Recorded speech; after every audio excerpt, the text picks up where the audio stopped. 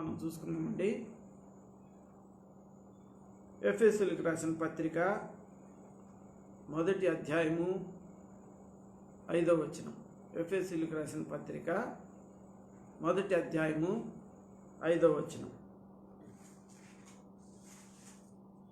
4-6 వచనాలు కలిసి ఉన్నాయి. అందరం కలిసి చదువుకుందాం.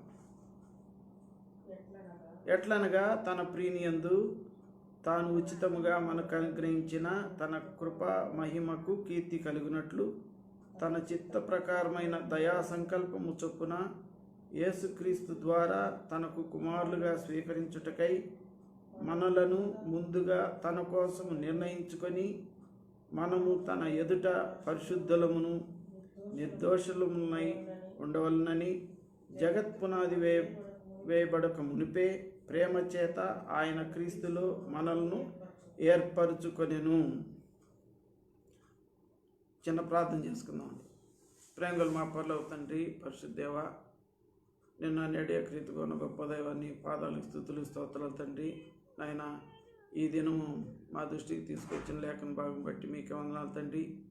నాయన, మీరు జగత్పునాది వేయబడక ముందే మమ్మల్ని ఏర్పరచుకున్న విధానం బట్టి మీకే వందనాలు తండ్రి. నాయన, ఎందుకోసం మమ్మల్ని ఏర్పరచుకున్నారో నాయన, నీ ఉద్దేశం మా పట్ల ఏవై ఉన్నాయో అవి నీ వాక్య భాగములను ధ్యానించడం ద్వారా మాకు బయలుపరచమని నాయన, అట్లు నాయన నీ కొరకు ఏర్పరచుకున్న ఉద్దేశం చొప్పున మేము నడుచుకున్న వారుగా నాయన మేము ఫలించేవారుగా ఉన్నట్లు మీ కృపను అనుగ్రహించమని వేడుకుంటున్నాం తండ్రి.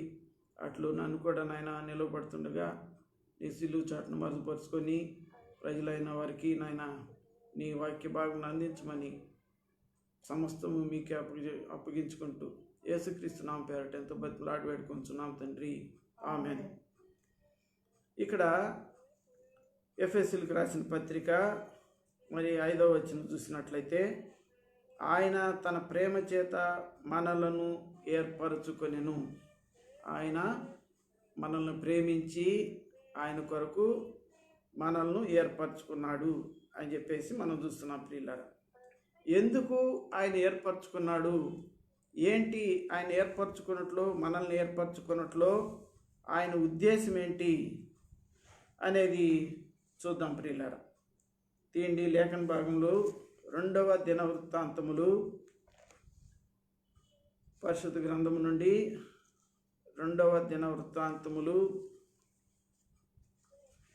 29వ అధ్యాయం. 2వ దినవృత్తాంతములు 29వ అధ్యాయము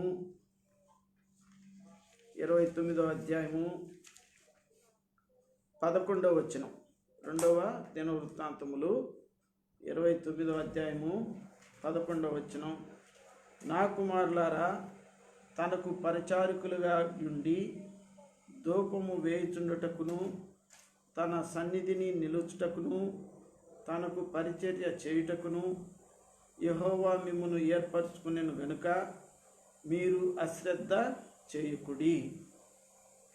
ఇక్కడ చూసినట్లయితే ఎందుకు ఆయన మన ప్రేమ చేత మనల్ని ఏర్పరచుకున్నాడు, తన ఉద్దేశం ఏంటి అంటే, ఇక్కడ చూసినట్లయితే 2వ దినవృత్తాంతములు 29వ అధ్యాయము 11వ వచనంలో ఏం చెప్పబడిందంటే, నా కుమారులారా, నేను మిమ్మల్ని ఏర్పరచుకున్నాను. మరి ఏర్పరచుకున్నట్లు నా ఉద్దేశం ఏంటి మీరు ఎరగాలి అని. ఏం ఎరగాలి, ఆయన ఉద్దేశం ఏంటి, ఎందుకు ఆయన ఏర్పరచుకున్నాడు అన్నట్లయితే, మొట్టమొదటిగా తనకు పరిచర్య చేయటానికి ఆయన మనల్ని ఏర్పరచుకున్నాడు. తనకు పరిచర్య చేయాలని, తనకు ధూపం వేయుచుండుట అనగా నిత్యము ఆయన ఆరాధించడానికి, తన సన్నిధిలో నిలుచుటకు, ఆయన సన్నిధిలో దేవునిలో మనం నిలిచి ఉండాలి. దేవునిలో నిలిచి ఉంటేనే మనకు ఆశీర్వాదకరము. దేవునిలో నిలిచి ఉంటేనే మనము ఫలించగలము, అభివృద్ధి చెందగలము అని చూస్తున్నాం. ఇంకోటి ఏంటంటే తనకు పరిచర్య చేయటానికి. కాబట్టి 4 విషయాలు ఇక్కడ. మొట్టమొదట తనకు పరిచర్య చేయడానికి ఆయన ఏర్పరచుకున్నాడు. తనకు ధూపం వేయుచుండుటకు ఆయన ఏర్పాటు చేసుకున్నాడు. తన సన్నిధిలో నిలుచుండుటకు ఆయన ఏర్పాటు చేసుకున్నాడు అని చెప్పేసి మనం చూస్తున్నాం ప్రియుల. కాబట్టి ఈ విధంగా మనం ఏర్పరచుకున్నప్పుడు మనం అనేక సార్లు అయితే ఇన్ని తలంపులు దేవుడు మన పట్ల కలిగి ఉంటే మనం అనేక సార్లు ఆయన తలంపుల నుండి ఆయన ఉద్దేశాల నుంచి దూరం అయిపోతూ మరి అశ్రద్ధ చేసేవారుగా ఉంటాము అని చెప్పేసి అందునిమిత్తమే కనుక మీరు అశ్రద్ధ చేయకుడి అని ఉంది చివరిలో. కాబట్టి అందునిమిత్తమే మనం ఏం చేయకూడదు, అశ్రద్ధ చేయకూడదు. కాబట్టి అనేక విషయాల్లో మనం అశ్రద్ధ చేస్తూ ఉంటాం. తనకు కుమారులు అనే విషయం తెలుసు, దేవుని బిడ్డలము, ఆయన చేత విమోచించబడిన వారిని, మరి ఆయన చేత మరి ఆయన గొర్రెలమై ఉన్నాము, ఆయన మేపే గొర్రెలుగా ఉన్నామని అన్ని సంగతులు మనకు తెలుసు. అయితే మనమైతే అశ్రద్ధ చేస్తూ దేవునికి దూరంగా ఉంటూ మరి ధూపం వేసి అంటే దేవుని స్తుతించడానికి ఆరాధించడానికి వెనుకబాటుతనంలో ఉంటున్నాము. అంటే ఇవన్నీ మనం జ్ఞాపకం చేసుకొని మన జీవితాల్లో ఇలాంటివి ఏమైనా మరి గత సంవత్సరంలో ఆయన పరిచర్య చేయలేకపోయినా, లేకపోతే గత సంవత్సరంలో ఆయన స్తుతించి ఆరాధించలో వెనుకబడిపోయినా, మరి ఒకవేళ ఆయన పరిచర్య చేయటానికి లేక ఆయన సన్నిధిలో నిలుచుండి సేవ చేయడానికి మనం వెనుకబాటు కలిగి ఉన్న ఈ సంవత్సరము ఇలాంటివన్నీ కూడా మనము ఏవైతే ఉన్నాయో అవన్నీ కూడా మరి సరి చేసుకొని ఆయనకు నిత్యము ఆయన పరిచయం చేసేవారుగా, ఆయనకు ధూపం వేసేవారుగా, ఆయన సన్నిధిలో నిలిచేవారుగా ఉండాలని మనం తీర్మానించుకోవడానికే మనం లేఖన భాగం చూస్తున్నాం ప్రియులారా. దేవుడు ఆ రీతిగా మనల్ని తన ఉద్దేశాల చొప్పున మనల్ని నడిపించునుగాక. ఇంకా మరొక లేఖన భాగం చూద్దాం. యోహాను సువార్త 15వ అధ్యాయము 16వ వచనం. యోహాను సువార్త 15వ అధ్యాయము 16వ వచనంలో ఏముందంటే, మీరు నన్ను ఏర్పరచుకొనలేదు కానీ నేను మిమ్మును ఏర్పరచుకుంటుని. కాబట్టి మొట్టమొదట మనం ఏం చూసాం, ఆయన ప్రేమ చేత మనల్ని ఏర్పాటు చేసుకున్నాడు అని. అలాగే ఏర్పాటు చేసుకున్నదానికి కారణాలు కూడా చూసాం, ఒక 3 కారణాలు. ఎందు నిమిత్తం ఆయన ఉద్దేశాలు ఏంటంటే తను పరిచయం చేయడానికి, ధూపం వేయడానికి, తన సన్నిధిలో నిలుచుండడానికి. ఇప్పుడు ఆయన మనల్ని ఏర్పరచుకున్న ఉద్దేశం ఏంటి? ఇలాగా ఆయన సన్నిధిలో నిలుచుండి మరి ధూపం వేస్తూ ఆయన పరిచయం చేస్తే మనకి ఏంటి, మన పట్ల మనకి ఆ విధంగా చేయటం ద్వారా మనకి ఏమొస్తుంది, ఏంటి ఫలితం ఏంటి అంటే, యోహాను సువార్త 15:16లో నేను మిమ్మును ఏర్పరచుకుంటుని. ఇదే ఈ సంవత్సరం వాగ్దానం కూడా మనం ప్రియుల, నేను మిమ్మల్ని మీరు వెళ్ళి ఫలించాలి. కాబట్టి ఆయన ఉద్దేశం, ఆయన తలంపులు ఏంటంటే మన పట్ల మనం ఫలించాలి అని. రెండవదిగా మన ఫలములు నిలిచి ఉండాలి అని. మీ ఫలములు నిలిచి ఉండటానికి.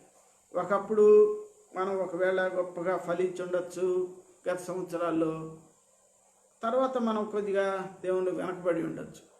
అయితే చివరి వరకు మన జీవం ఉన్నంత వరకు మన ఫలాలు ఎలా ఉండాలంటే కోల్పోయేవారుగా ఉండకూడదు. మన ఫలాలు నిలిచి ఉండేవారుగా ఉండాలి.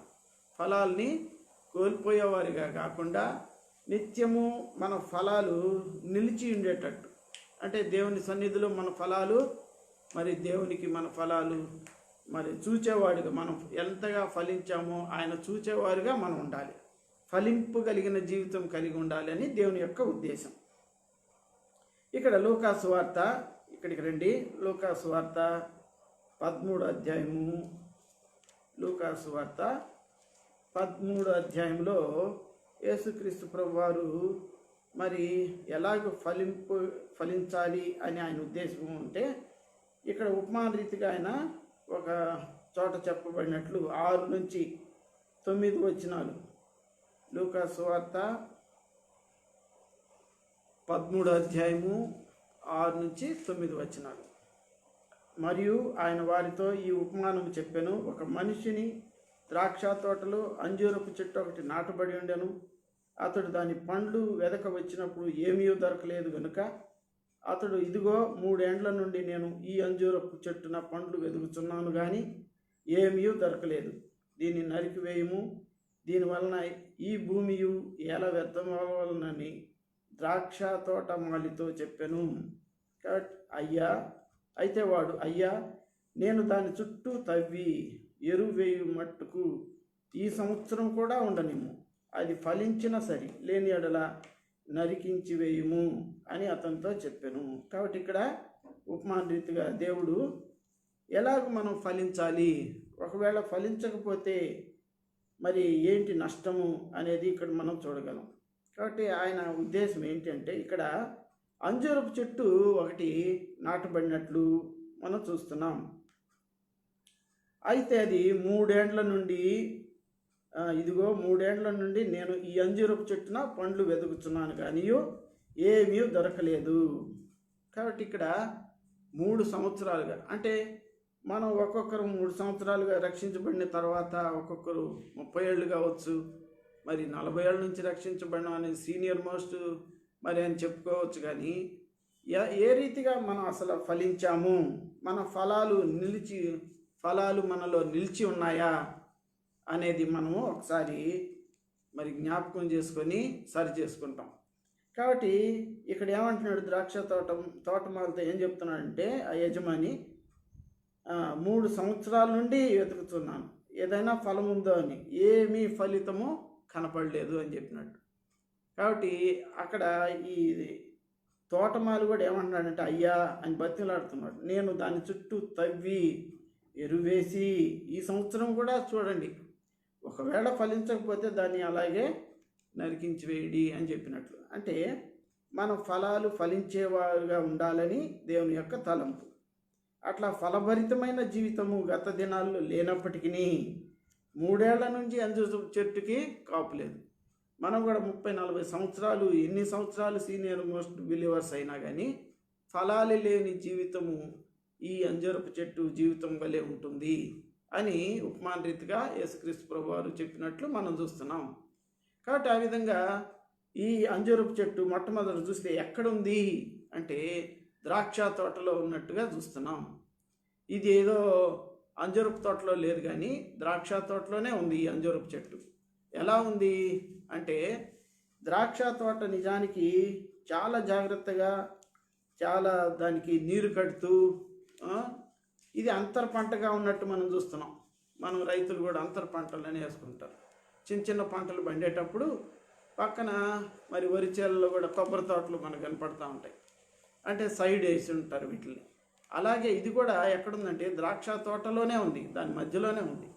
ద్రాక్ష తోటకి ఎప్పుడు నీరు కట్టుతూ ఉంటారు, నీళ్లు ప్రవహిస్తూ ఉంటాయి. ఆ తోటలో సమృద్ధిగా ఉంటుంది. ఆ తోటలో మళ్ళీ ఆ రెమ్మలు కూడా అటు ఇటు లేకుండా చక్కగా కత్తిరిస్తూ ఉంటారు, ఎండబడేటట్టుగా చేస్తారు. ప్రతి కొమ్మ మీద ఎండబడేటట్టు, అంజూరపు చెట్టు మీద కూడా ఎండబడేటట్టు చేస్తున్నారు.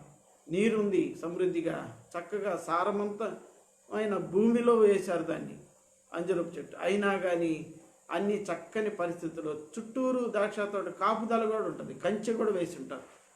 ఇటువంటి కాపుదల్లో ఉన్న చెట్టు కూడా కాయలేని స్థితిలో ఉంది. కాబట్టి మనం కూడా అనేక సందర్భాల్లో విశ్వాసుల కుటుంబంలోనే ఉంటాము, విశ్వాసులుగానే ఉంటుంటాం, మదిని అనుభవిస్తూనే ఉంటాం. కానీ ఇటువంటి సమృద్ధి అయిన వాక్యం అనే సమృద్ధిలో కూడా మనం నిలబడే ఉంటాము. కానీ ఆ వాక్యం అనేది మనలో నిలిచి ఉండదు, అది ఫలింపదు అని చెప్పేసి ఇక్కడ చెప్పబడుతుంది. ఆ వాక్యాన్ని నీరు ఎలాగ చెట్టు ఉపయోగించుకొని అది ఫలించాలో, అలాగే మనం కూడా దేవుని వాక్యాన్ని మనలో జీర్ణించుకొని చేసుకొని మనం కూడా దేవుని కోసం ఫలించాలి అని ఆయన తలంపు.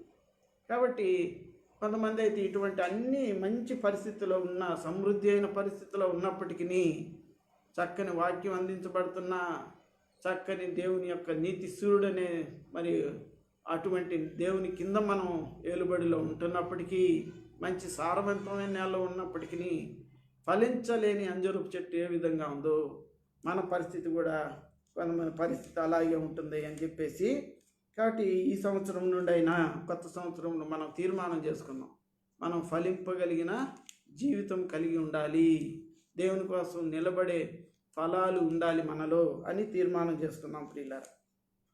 మరొక లేఖన భాగం చూద్దాం. మార్కు సువార్త 11వ అధ్యాయం. మార్కు సువార్త 11వ అధ్యాయము 12వ వచనం చూడండి. మర్నాడు వారు బేతనియ నుండి వెళ్ళుచుండగా ఆయన ఆకలి కొని ఆకులు గల ఆ అంజూరపు చెట్టును దూరం నుండి చూసి దాని మీద ఏమైనా దొరుకునేమో అని వచ్చెను. దాని యొద్దకు వచ్చి చూడగా ఆకులు తప్ప మరి ఏమీ కనబడలేదు. ఎలాగనగా అది అంజూరపు పండ్ల కాలము కాదు. అందుకు ఆయన ఇక మీదట అన్నటికీ నీ పండ్లు ఎవరు తినకుందురుగాక అని చెప్పాను. ఇది ఆయన శిష్యులు వినిరి. ఇందాక మనం చూసింది అంజూరపు చెట్టు కేవలం ఉపమాన రీతిగా దేవుడు చెప్పినట్లుగా మనం చూస్తున్నాం. అయితే ఇక్కడ రియల్ ఎక్స్పీరియన్స్ అనమాట. యేసు ప్రభు వారు యెరూషలేములో ఉన్నాడు. యెరూషలేము దేవాలయంలో ప్రవేశించి సాయంకాలం అయినప్పుడు ఆయన బేతనీయకు పోవడం ఆయన అలవాటు. ఆ అలవాటు చొప్పున ఆయన బేతనీయకు వెళ్ళే సమయాల్లో ఆయన ఏం చూస్తున్నాడంటే ఆకలి కొన్న పరిస్థితి చూసినప్పుడు అంజూరపు చెట్టు అక్కడ ఏం చేయబడలేదంటే దూరం నుండి చూచాడు. దూరం నుండి అంజూరపు చెట్టు చూచాడు. అంటే అక్కడ ఈయన వెళ్ళుచుండగా దారి పక్కన ఉంది. ఇది ఆ ద్రాక్ష తోటలో లేదు, దారి పక్కన ఉన్న అంజూరపు చెట్టు. అంటే దీనికి కాపుదల లేదు, అంటే నీరు కట్టే పరిస్థితి లేదు. మరి ఎటువంటి పరిస్థితులు అంటే చుట్టూరు దాని రక్షణ కూడా కంచె కూడా ఏమీ లేదు. అటువంటి పరిస్థితిలో ఉంది ఈ చెట్టు. కంప్లీట్గా ఇందాక చెప్పిన అంజూరపు చెట్టుకి ఇక్కడికి క్వైట్ ఆపోజిట్ అంటారు అట్లా. కాబట్టి ఈ విధంగా ఈ అంజూరపు చెట్టు ఫలించాల. ఈ అంజూరపు చెట్టు కూడా దూరం నుండి చూసినప్పుడు ఆకులు తప్ప ఇంకా ఏమీ వారికి కనబడలేదు అని. అయితే ఇక్కడ ఒక రీజన్ కూడా ఉంది. ఎలాగనగా అది అంజూరపు పండ్ల కాలము కాదు. అయితే ఇక్కడ ఎగ్జాంప్షన్ ఏమి లేదు. అంజూరపు పండ్లు మరి ఆ ఎగ్జాంప్షన్ ఏమన్నా ఉందేమో కానీ మనమైతే ఏ సీజన్లో ఏ సమయంలో దేవుడు వచ్చినా మనం ఫలింపగలిగే జీవితం ఉంటేనే ఆయనతో కూడా ఎత్తబడే భాగ్యం ఉంటుంది ప్రియులారా. ఆ విషయాన్ని గమనించుకోవాలి. కాబట్టి ఏ స్థితిలో ఉన్నా ఏ సమయంలో ఆయన వచ్చినా మనం ఫలింపగలిగే జీవితం ఉంటేనే. ఇక్కడ కూడా ఒకసారి ఉపమానం దేవుడు చెప్తూ బుద్ధి లేని కన్యకులు బుద్ధి గల కన్యకుల గురించి ఆయన ఏ సమయం వస్తాడో చెప్పలేవు. అర్ధరాత్రి మరి పెళ్లి కుమారుడు ఏ విధంగా వస్తాడో ఆ రీతిగా వచ్చినప్పుడు ఎవరైతే సిద్ధపాటు కలిగిన నూనెలు కలిగిన దివిటీలు కలిగి ఉన్నారో వారు మాత్రమే పెళ్లి కుమారుతో కూడా విందులోకి ప్రవేశించారు. మిగతా వారందరూ కూడా రొమ్ము కొట్టుకొని ఏడ్చినట్లు మనం చూస్తున్నాం. వారందరూ కూడా అక్కడే బయటనే నిలబడిపోయినట్లు. కాబట్టి ఈ రీతిగా ఏ పండ్ల కాలం కాకపోయినా ఇక్కడైతే అది పండ్ల కాలం కాదని ఒక రీజన్ ఉంది. కానీ మనం ఏ పరిస్థితుల్లో అయినా కానీ ఫలింపగలిగిన జీవితంలో ఉండాలి అని చెప్పేసి మనం చూస్తున్నాం. కాబట్టి ఇక్కడ ఆకులు తప్ప ఏమీ వారికి కనబడలేదు. కాబట్టి మనం కూడా మన పరిస్థితి కూడా ఒక్కోసారి కాయల్లాగానే కనిపిస్తాయి, ఒక్కోసారి ఆకులు కూడా కాయల్లాగానే అనిపిస్తాయి. అబ్బో భలే కాపు ఉందేమో, ఇన్ని ఆకులు ఉన్నాయి కదా అని. కానీ నిజానికి అక్కడ చూసినట్లయితే ఎంత వెతికినా దాంట్లో ఆకులు తప్ప ఏమీ కనపడని పరిస్థితి. కాబట్టి ఆ రీతిగా ఉండకుండా కాబట్టి ఇక్కడ అన్ని సమయాల్లో ఫలించేవారుగా ఉండాలి. కొంతమంది కొన్ని దగ్గరలో మనం చూస్తుంటాం విలేజెస్లో అక్కడక్కడ సీజన్స్లో మాత్రమే చక్కగా వాళ్ళందరూ కూడా క్రిస్మస్ పండుగ వచ్చినప్పుడే చర్చినంత దుమ్ములు దులిపి మరి డెకరేషన్ చేసి ఆరాధించటం, మరి క్రిస్మస్ అయిపోయిన తర్వాత మళ్ళీ క్రిస్మస్కే లేదా ఈస్టర్కి ఈ మాత్రమే వాళ్ళు అందరూ వచ్చి ఆ గుడిని శుభ్రం చేసుకుంటూ ఆరాధించేవాళ్ళు కొన్ని దగ్గర చూడగలం. సీజనల్ క్రిస్టియన్స్ అనమాట. కొంతమంది ఇంకొంచెం మంచోళ్ళు సండే మాత్రమే దేవుడి గురికి పోతారు, సండే వర్షిప్పర్స్ అంటారు. కాబట్టి ఇట్లా కాకుండా అన్ని సమయాల్లో మరి ఫలించేవారుగా ఉండాలని దేవుని తలంపు. ఇక్కడ అంజూరపు చెట్లు పండ్ల కాలం కాదు అయినప్పటికీ దేవుడు వచ్చే సమయానికి అది కాపు కాచి ఉంటే ఎంతో బాగుండేది పిల్ల. కాబట్టి ఇక్కడ కూడా మనం కూడా అన్ని సమయాల్లో మనము దేవుని కొరకు ఫలించేవారుగా, దేవుని కోసము ఫలాలు అందించేవారుగా మనం ఉండాలి అని. ఒక్కొక్కసారి మనమే వెళ్తూ ఉంటాం. చాలామంది మరి కాపుర్లు కూడా చెప్తారు, మీరు ఒక్కరే కాదు రావాల్సింది, మీతో పాటు మీ కుటుంబం అంతా రావాలి దేవుని మందిరానికి అని. మనం ఒక్కరమే వచ్చేది కాదు, అంటే ఒంటి కాయలాగా అందరూ మనతో పాటు అందరినీ తీసుకొని రావాలా, నా ప్రభు దగ్గరికి అనేకులు నడిపించేవారుగా ఉండాలి అని దేవుని యొక్క తలంపు ప్రియులారా. ఇంకా ముందుకెళ్దాం.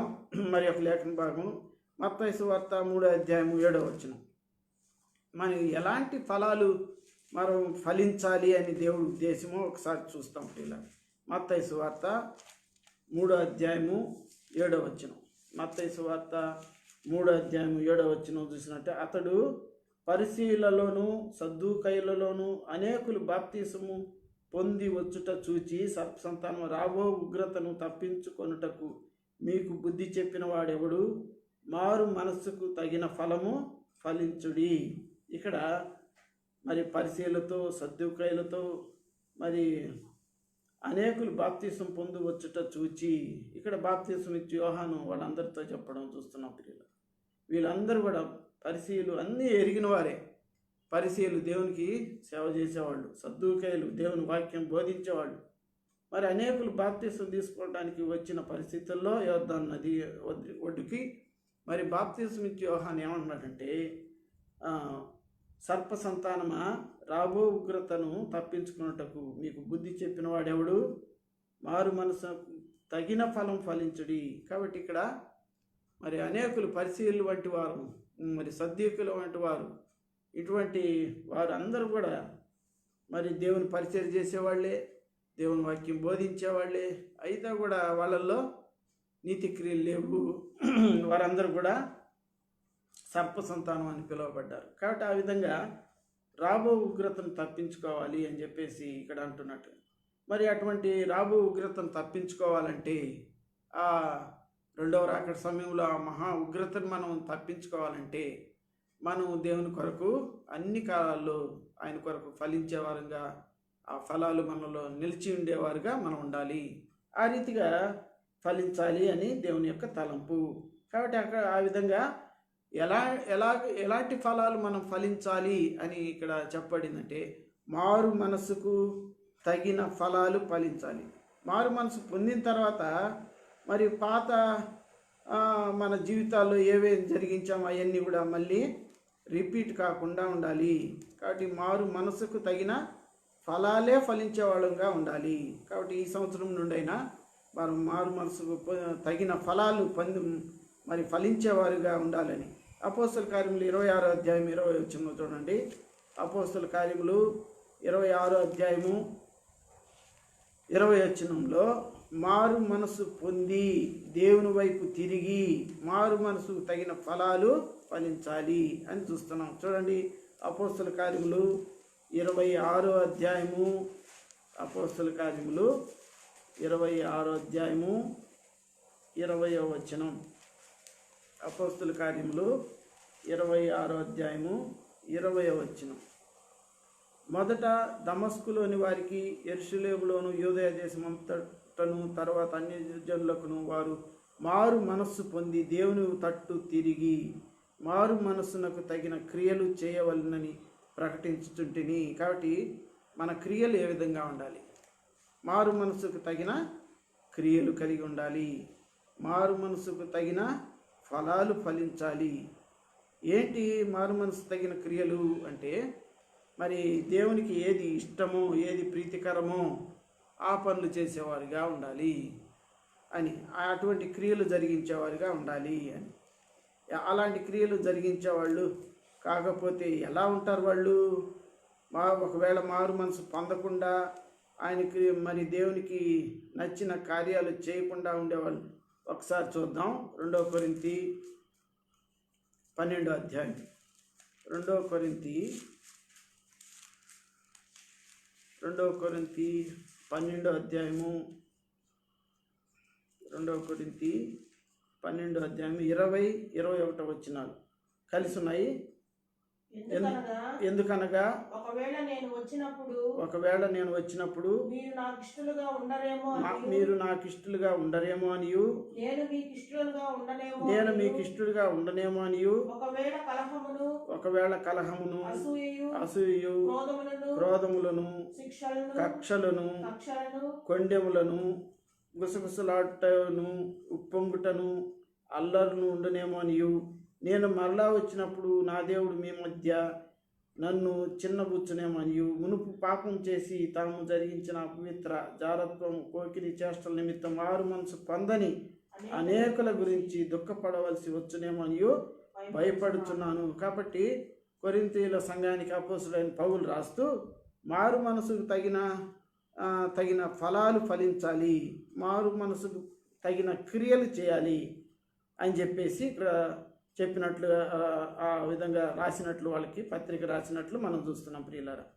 ఒకవేళ నేను వచ్చినప్పుడు అంటే పౌలు ఈ సంఘానికి వచ్చినప్పుడు నాకు ఇష్టలుగా ఉండరేమనియు, నేను మీకు ఇష్టలుగా ఉండనేమనియు, ఒకవేళ కలహమును అసూయయు ఏమేమి ఉన్నాయంట వాళ్ళ సంఘములో, వాళ్ళ మధ్య కలహం ఉంది, అసూయ ఉంది, ఒకరి వెంటే ఒకరికి అసూయ, క్రోధములు ఉన్నాయి, కక్షలు ఉన్నాయి, కొండెములు అంటే చాడీలు, గుసగుసలాట, ఉప్పొంగుట, అల్లర్లు, ఇవన్నీ కూడా ఒకవేళ ఉన్నాయేమో మీ సంఘంలో మీ మధ్య, అవన్నీ నేను వచ్చినప్పుడు మీరు ఇవన్నీ విడిచిపెట్టి మారు మనసుకు పొందిన క్రియలు చేస్తూ ఉండాలి అని. ఇంకా మునుపు పాపం చేసినట్లు జరిగించిన అపవిత్ర జారత్వ పోకిరి చేష్టల నిమిత్తము ఇవన్నీ ఉండకుండా మారు మనసుకు పొందిన అనేకుల వలె మీరు కూడా ఉండాలి. మారు మనసు పొందని అనేకుల వలె ఉండకుండా మారు మనసును పొందిన వారి వలె, మారు మనసు పొందామని చెప్పుకుంటాం కానీ ఇక్కడ చదివిన లిస్టు ఏదో ఒకటన్నా ఉండి ఉంటుంది మనలో, ఎంత మంచి వారమైనా వీటిల్ని ఈ సంవత్సరమైనా విడిచిపెట్టి ఆ మారు మనసుకు తగిన క్రియలు జరిగించి దేవునికి ఇష్టలుగా ఉందాము అని చెప్పేసి దేవుని తలంపై ఉంటుంది. ఆ రీతిగా ఉండాలని మనం దేవుని లేఖన భాగం ద్వారా హెచ్చరించబడుతున్నాం ప్రియులారా. ఇంకా చూసినట్లయితే ఈ విధంగా మనం నూతన సంవత్సరం నిర్ణయం కూడా ఒక డెసిషన్ తీసుకున్నాం. ఈ విధంగా మారు మనసు తగిన క్రియలు చేస్తూ ఇవి ఇక్కడ చదివిన లిస్టులో ఎటువంటి అయినా అసూయ, క్రోధము, కక్షలు, కొండెములు, గుసగుస, ఉప్పొంగుట, అల్లర్లు, ఇవన్నీ వీటిలో ఏదైనా ఒక్కటి ఉన్నా కానీ అవి విడిచిపెట్టి మన జీవితంలో ఒక తీర్మానం చేసుకున్నాం. ఈరోజు ఈ నూతన సంవత్సరం నుండి మారు మనసు పొందిన క్రియలు మేము చేసేవారుగా, మారు మనసు పొందని అనేకుల వల్లే మేము ఉండకుండా అని చెప్పేసి దేవునికి ప్రార్థించి దేవునికి ఇష్టకరంగా ప్రీతికరంగా ఆయనకి మరి మారు మనసు పొందిన క్రియలు చేసేవారుగా మనం ఉందాం ప్రియులారా. ఇంకా చూసినట్లయితే హెబ్రీయులకు రాసిన పత్రిక 12వ అధ్యాయం 11వ వచనంలో చూద్దాం. రెండవ ఫలం చూడగలం. మొట్టమొదటి వరకు మారు మనసుకు తగిన ఫలాలు ఫలించేవారుగా ఉండాలి అని. రెండవదిగా చూద్దాం, హెబ్రీయులకు రాసిన పత్రిక 12వ అధ్యాయము, హెబ్రీయులకు రాసిన పత్రిక 12వ అధ్యాయము 11వ వచనం. హెబ్రీయులకు రాసిన పత్రిక 12వ అధ్యాయము 11వ వచనం. హెబ్రీయులకు రాసిన పత్రిక 12వ అధ్యాయము 11వ వచనం. మరియు ప్రస్తుతమందు సమస్త శిక్షయు దుఃఖకరముగా కనబడునేమో కానీ సంతోషకరముగా కనబడదు, అయినను దాని యందు అభ్యాసం కలిగిన వారికి అది నీతి అను సమాధానకరమైన ఫలమిచ్చును. కాబట్టి ఇక్కడ రెండవదిగా నీతి అను సమాధానకరమైన ఫలాలు ఫలించాలి అని చెప్పి అపోస్తులైన పౌలు హెబ్రీయులకు రాస్తూ చెప్పిన మాట మనం చూస్తున్నాం. ఇందాక అపోస్తులైన పౌలు మొట్టమొదట ఎటువంటి ఫలాలు ఫలించాలని ఏ సంఘానికి చెప్పాడు చెప్తారు ఎవరైనా? మారు మనసుకు తగిన ఫలాలు ఫలించాలని ఏ సంఘానికి? కొరింథీయుల సంఘానికి రాస్తూ అపోస్తులైన పౌలు చెప్పిన మాట చూసాం. రెండవదిగా హెబ్రీయుల సంఘానికి రాస్తూ అపోస్తులైన పౌలు ఎటువంటి ఫలాలు ఫలించాలని చెప్పాడంటే నీతి అను సమాధానకరమైన ఫలాలు ఫలించాలి అని అపోస్తులైన పౌలు మరి హెబ్రీయుల సంఘానికి రాస్తూ చెప్పిన మరి నీతి అను సమాధానకరమైన ఫలాలు ఫలించాలి అని. కీర్తనలు 45వ అధ్యాయము, కీర్తనలు 45 మనకు అధ్యాయం అని వస్తుంది. కీర్తనలు 45వ కీర్తన 45వ కీర్తన 7వ వచనం. 45వ కీర్తన 7వ వచనం. నీవు నీతిని ప్రేమించి భక్తిహీనతను ద్వేషించుచున్నావు, కావున దేవుడు నీ దేవుడే చెలికాండ్ర కంటే హెచ్చుగా ఉన్నట్లుగా నిన్ను ఆనంద తైలంతో అభిషేకించి ఉన్నాడు. కాబట్టి ఇక్కడ నీతిని ప్రేమించేవారుగా ఉండాలి. కాబట్టి నీతి అను సమాధానకరమైన ఫలాలు మనం ఫలించాలంటే మొట్టమొదట ఏం చేయాలి? మనం నీతిని ప్రేమించేవారిగా ఉండాలి. నీతిని ప్రేమించేవారిగా ఉండాలి. ఉండి ఎట్లా ఉండాలంట? నీతిని ప్రేమించేవారిగా ఉండి భక్తిహీనతను ద్వేషించుతున్నావు. కాబట్టి ఎవరిని ప్రేమిస్తాడంటే దేవుడు నీతిని ప్రేమించాలి అని. కాబట్టి నీతిని ప్రేమించేవారుగా మనం ఉండాలని దేవుని యొక్క సంకల్పము. కాబట్టి నీతిని ప్రేమించకపోతే ఎలా ఉండకూడదు? అక్కడే ఉంది చూడండి, భక్తిహీనతను ద్వేషించి. ఆయన భక్తిహీనతను ఏం చేస్తున్నాడు? ద్వేషించేవాడుగా ఉండు. భక్తిహీనత అంటే చెప్పండి, ఎవరైనా భక్తిహీనత అంటే ఏంటి? కొంతమంది చెప్తారు భక్తి లేకపోవటం అని. భక్తి లేకపోవటం కాదు భక్తిహీనత అంటే. రక్తహీనత అంటే ఏంటి? రక్తహీనత అంటే రక్తం లేకపోవడమే. రక్తం లేకపోతే మనిషి చనిపోయే ప్రమాదం. ఇక్కడ రక్తం లేకుండా ఉండడం కాదు, కానీ రక్తం తగినంతగా లేదు అని దాని అర్థం. అంటే రక్తహీనత అంటారు దాన్నే. కాబట్టి ఇక్కడ భక్తిహీనత, భక్తి ఉంది మనకి, కానీ తగినంత లేకపోవటం. కాబట్టి మనకి సంపూర్ణమైన భక్తి ఉండాలి. ఒక పాట కూడా ఉంది, సంపూర్ణ భక్తి కలిగినదురు సమృద్ధిలో దేవుడు నడిచేదరుని ప్రార్థించదము ఎల్లప్పుడూ అని చెప్పి ఒక పాట కూడా ఉంది. కాబట్టి సంపూర్ణ భక్తి కలిగి ఉండాలి అని. కాబట్టి నీతిని ప్రేమించేవారుగా ఉండాలి అని. నీతి అను సమాధానకరమైన ఫలాలు ఫలించాలి అని చెప్పేసి. కాబట్టి సంపూర్ణ భక్తి కలిగి నీతిని ప్రేమిస్తూ భక్తిహీనతను విడిచి మరి దేవునికి మరి సంపూర్ణమైన భక్తి కలిగి ఉండాలి అని ఆయన తలంపై ఉంటుంది. ప్రియులారా, ఆదికాండము మరి ఒక లేఖన భాగం చూద్దాం, త్వరగా ముగించుకుందాం. ఆదికాండము 18వ అధ్యాయము. ఆదికాండము 18వ అధ్యాయం. ఆదికాండము 18వ అధ్యాయము 19వ వచనం. ఎట్లనగా యెహోవా అబ్రహాము గురించి చెప్పినది అతనికి కలుగజేయనట్లు తన తర్వాత తన పిల్లలను తన ఇంటి వారును నీతి న్యాయములు జరిగించుచు యెహోవా మార్గమును గైకొనుటకు అతడు వారికి ఆజ్ఞాపించినట్లు నేను అతన్ని ఎరిగి ఉన్నానన్ను. కాబట్టి ఇక్కడ ఎలాగుండాలి అని మనం చూసినట్లయితే మరి ఆ విధంగా యెహోవా అబ్రహాము గురించి ఏమని చెప్తున్నాడు? నీతి న్యాయములను జరిగించాలి అని చెప్పేసి. యెహోవా మార్గాల్ని గైకొనేవారుగా ఉండాలి అని మరి అబ్రహాముతో ఆజ్ఞాపించినట్లు దేవుడు మనం చూస్తున్నాం. కాబట్టి ఫలింపలేని జీవితాలు మనలో ఏమైనా ఉన్నాయేమో సరి చేసుకుందాం ఈ సమయంలో. అలాగే అబ్రహాం అయితే బలిపీఠం కలిగి ఉన్నాడు. ఆ బలిపీఠం అప్పుడప్పుడు మరి అబ్రహాం బలిని అర్పిస్తూ సరి చేసుకునే పరిస్థితిలో ఉన్నాడు. మరి అబ్రహాం తన సొంత కుమారుని కూడా బలి ఇవ్వడానికి వెనకాడలేదు ప్రియులారా. కాబట్టి ఆ విధంగా సంపూర్ణ భక్తి కలిగి నీతి కలిగిన అబ్రహాంతో మరి అతడు ఏమంటున్నాడంటే దేవుడు బలిపీఠం దగ్గరే సరి చేసుకోవాలి. ఎక్కడైతే మనం పడిపోయామో, ఏ మరి విషయాల్లో మనం పడిపోయిన పరిస్థితులు ఉన్నాయో మన జీవితంలో, వాటిలన్నిటినీ ఎరిగిన వారమై మరి గ్రహింపగలిగిన వారమై సరి చేసుకుంటూ ముందుకు వెళ్ళాలి అని ఇక్కడ తలంపై ఉంటుంది ప్రియులారా. ఆ విధంగా మనం సరి చేసుకోవాలా. 2-3 తలంపులతో ఉండకుండా పాట కూడా ఉంది, నీవెన్నాళ్ళు 2 తలంపుల మధ్య కుంటి నడుస్తావని. ఆ విధంగా ఉండకుండా మనం సరి చేసుకుంటూ దేవుని సన్నిధిలో సాగి వెళ్ళాలి అని చెప్పేసి మనం చూస్తున్నాం. కాబట్టి అటువంటి నీతి ఫలాలు ఫలించాలి అని 2వదిగా మనం చూసాం ప్రియులారా. ఇక 3వదిగా చూద్దాం. మొదటి పేతురు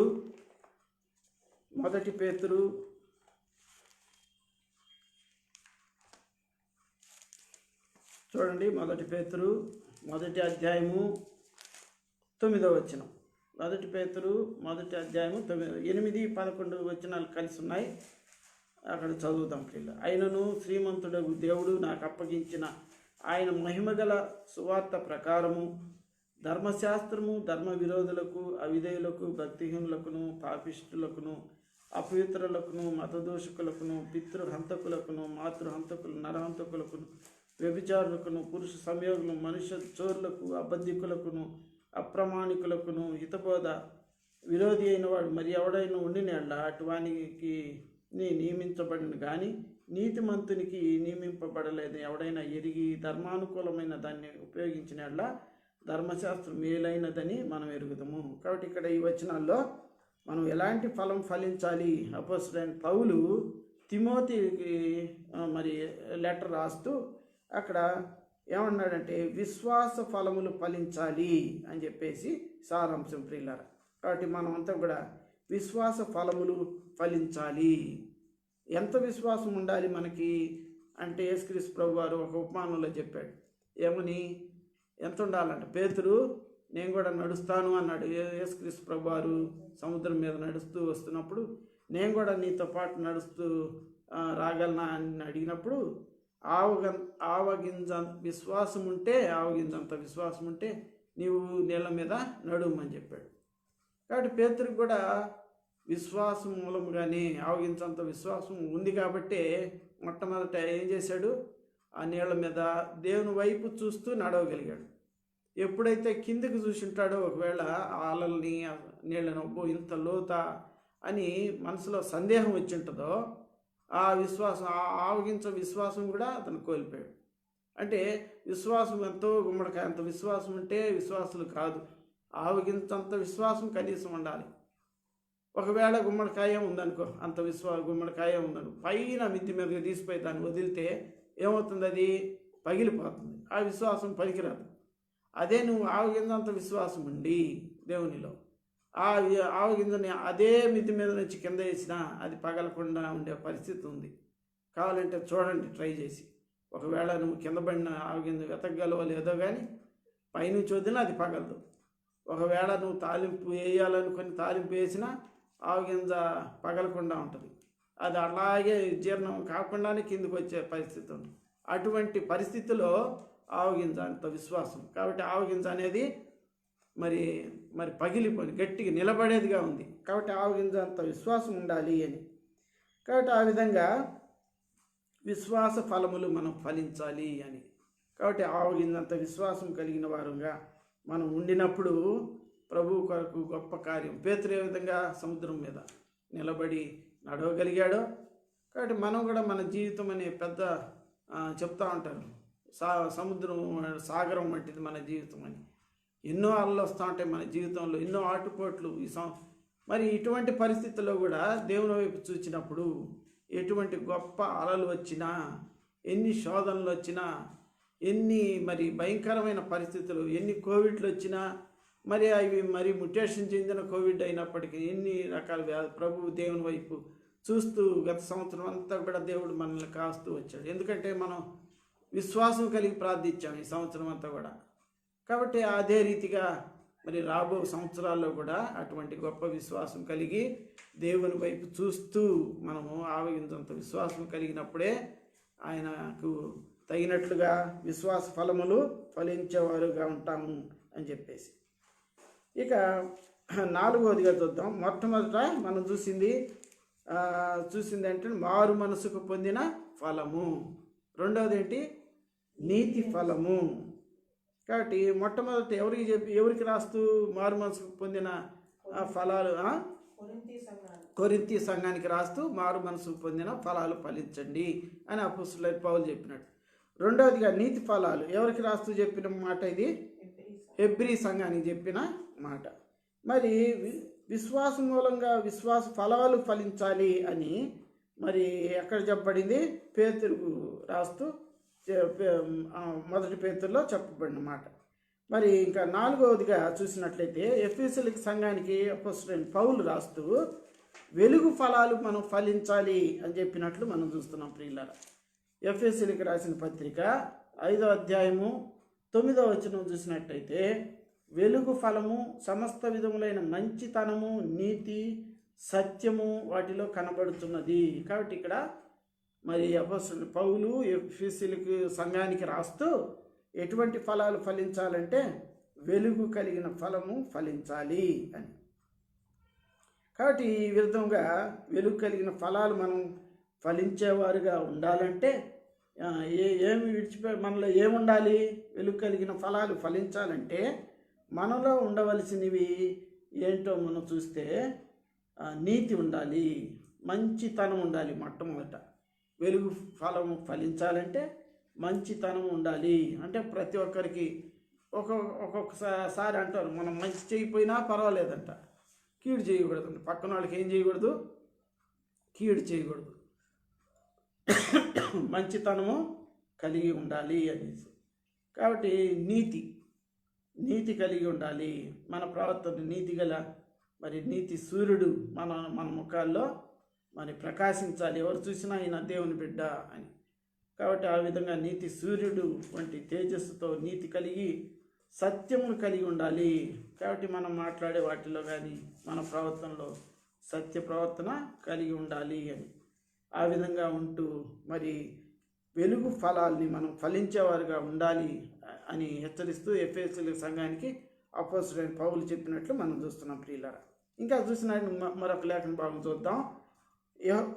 యోహాను సువార్త మొదటి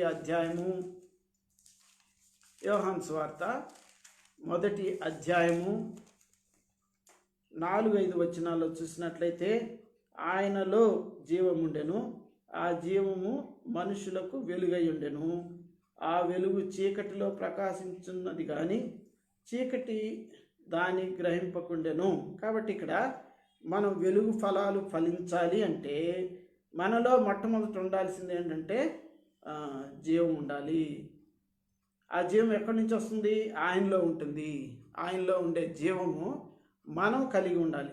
ఆయన జీవం, ఆయన నిత్య జీవపు వెలుగు, నన్ను కలిగిన వాడు నిత్య జీవం కలిగి ఉండును అని చెప్పేసి దేవుడు మరి లేఖన భాగంలో చెప్పినట్టు మనం చూస్తున్నాం. కాబట్టి ఆయన జీవం మనలో కలిగి ఉండాలి, అది మనుషులందరికీ వెలిగించాలి. కాబట్టి అటువంటి జీవం కలిగి ఉన్న పరిస్థితి ఉంటే మనం కూడా వెలుగు ఫలాల్ని ఫలించేవారుగా ఉంటాము. అయితే ఒక్కొక్కసారి మనం ఏం చేస్తామంటే మనం వెలగం కదా, పక్కన వాళ్ళు వెలుగుచున్నా ఆర్పేసేవాళ్ళంగా ఉంటాం. కాబట్టి ఆ విధంగా ఉండకూడదు అని మరి లేఖన భాగం ద్వారా హెచ్చరించబడతాం. కాబట్టి ఆత్మలను ఆర్పేవారుగా మనం ఉండకూడదు ప్రియులారా. మనం ఇతరులు కూడా మనం వెలుగుచుండాలా, ఇతరులు కూడా మనలో వెలుగుండాలంటే ఆయనలో మనం నిలిచి ఉండాలా, ఆయన జీవం మనం కలిగి ఉండాలా. అటువంటి నీతి సూర్యుని యొక్క తేజస్సు మోషే కూడా మరి 10 ఆజ్ఞలు ఎత్తుకొని కిందకి వచ్చేటప్పుడు ప్రజలు చూడలేకపోయారు ఆయన ముఖాన్ని. ఎందుకని అంటే ఆయన దేవుని సన్నిధిలో నిలిచి ఉన్నాడు. 40 దినాల పాటు దేవుని సన్నిధిలో ఆయన నిలిచి ఉండి కిందకు వచ్చేటప్పుడు ప్రజలు చూడలేకపోయారు, ఆ ముఖ ప్రకాశాన్ని చూడలేకపోయారు. కాబట్టి ఆ విధంగా మనం కూడా దేవుల్లో నిలిచి ఉన్నప్పుడు వెలుగు ఫలాలు మనం ఫలించేవారుగా ఉంటాము అని చెప్పేసి చూస్తున్నాం ప్రియులారా. చివరిగా మరి మరొక ఫలం, ఎటువంటి ఫలాలు మనం ఫలించాలి అన్నప్పుడు చూద్దాము. మొదటి తిమోతి